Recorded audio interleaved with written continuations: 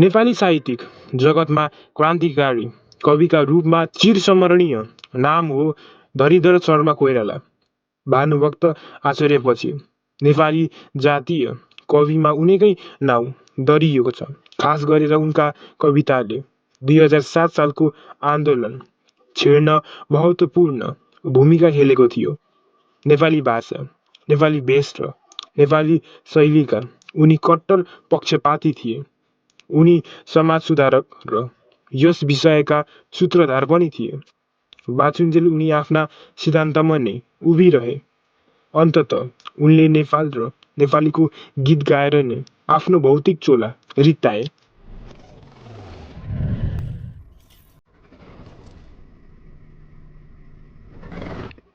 धरीधरको जन्म तत्कालीन पूर्व 2 नम्बर दुम्जामा विक्रम सम्वत 1949 साल माघ 24 गते भएको हो।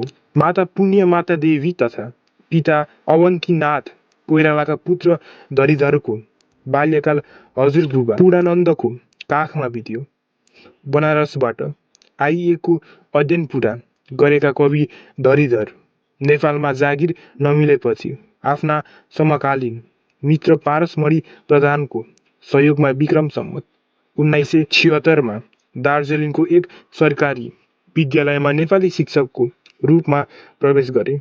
शिक्षकको रूपमा रहेकै बेला कलकत्ता विश्वविद्यालयबाट स्नातक तथा ढाका विश्वविद्यालयबाट बीटी परीक्षा उत्तीर्ण गरेका धरीधर संस्कृत भाषाका प्रकाण्ड विद्वान थिए। त्यसपछि स्वतन्त्र भारतको पहिलो विधानसभा निर्वाचनमा काङ्ग्रेसका तर्फबाट प्रत्याशी बनेका धरीधर पराजित भएपछि सन् 1949 डिसेम्बरदेखि दार्जिलिङ जिल्ला सामाजिक शिक्षा अधिकारी भएर सन् 1954 डिसेम्बरसम्म कार्यरत रहे।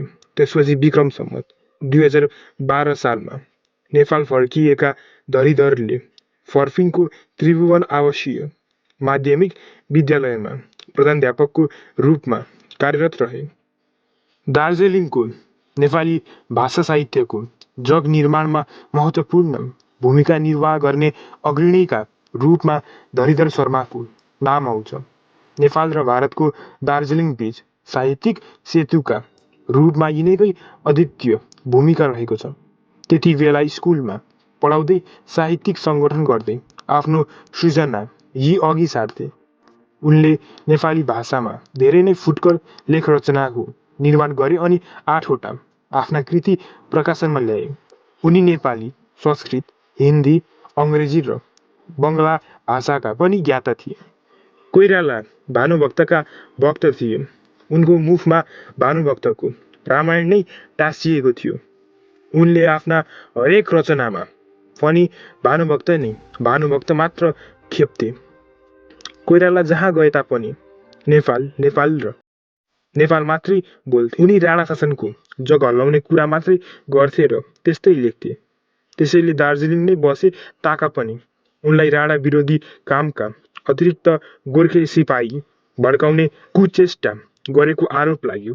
अनि विक्रम सम्वत 2001 साल वैशाख 22 गते राजबन्दीका रूपमा उनी 1 वर्ष जेलखाना बसे। शर्मा हिन्दू धर्म संस्कृतिप्रति कट्टर आस्थावान थिए।